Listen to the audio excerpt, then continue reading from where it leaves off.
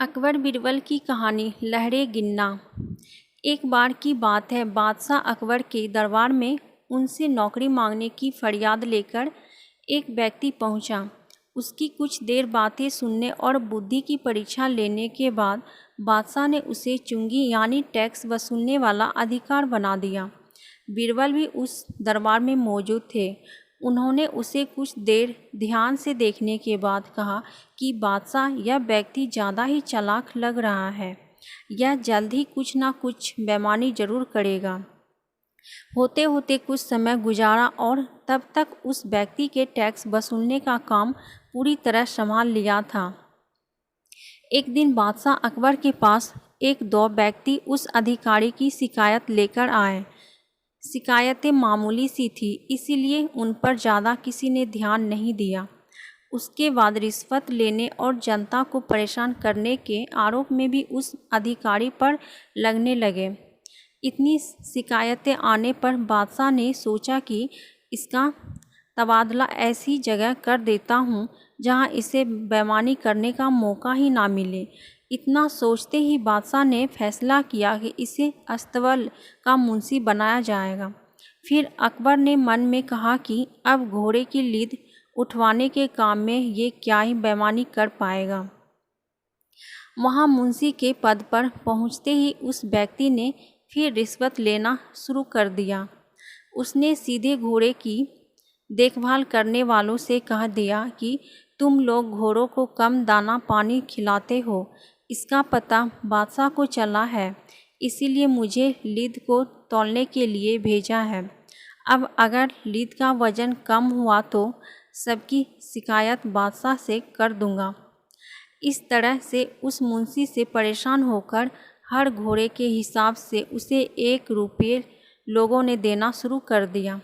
यह बात भी कुछ समय बाद अकबर तक पहुंच गई। उन्हें मुंशी की सीधे यमुना की लहरें गिनने का कार्य सौंप दिया। फिर बादशाह के मन में हुआ कि अब यहाँ तो यह कोई बेईमानी कर ही नहीं पाएगा। कुछ ही दिनों में जैसे ही वह व्यक्ति यमुना किनारे पहुँचा तो वहाँ भी उसने अपना दिमाग दौड़ा लिया। वह नाव से सवारी करने वालों को रोक रोक कर कहता है कि मैं लहरें गिन रहा हूँ, ऐसे में तुम लोग यहाँ से नहीं निकल सकते हो। इसी जगह पर 2-3 दिन तक रुकना होगा। रोज़ रोज़ ऐसी बातें सुनकर नाव चलाने वालों ने अपने कार्य को जारी रखने के लिए उसे 10-10 रुपये की रिश्वत देना शुरू कर दिया। अब यमुना किनारे भी वह व्यक्ति खूब बेईमानी कर रहा था।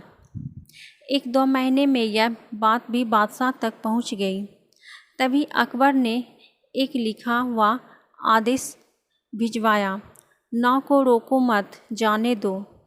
वह व्यक्ति चतुर था। उसने बादशाह के आदेश वाले पत्र को नाव को रोको मत, जाने दो कर दिया था। इस थोड़ी हेर फेर के बाद उसने अकबर का आदेश वहाँ टंगवा दिया। आखिर में उससे परेशान होकर बादशाह ने उसे नौकरी से ही निकाल दिया। तभी बादशाह को बीरबल की बात याद आ गई कि ये आदमी बेईमानी जरूर करेगा। तब उनके मन में हुआ कि मुझे उसे पहली गलती में ही कठोर दंड देना चाहिए था। कहानी से सीख, दुष्ट अपनी दुष्टता और बेईमान अपनी बेईमानी कहीं भी जाने पर नहीं छोड़ता है।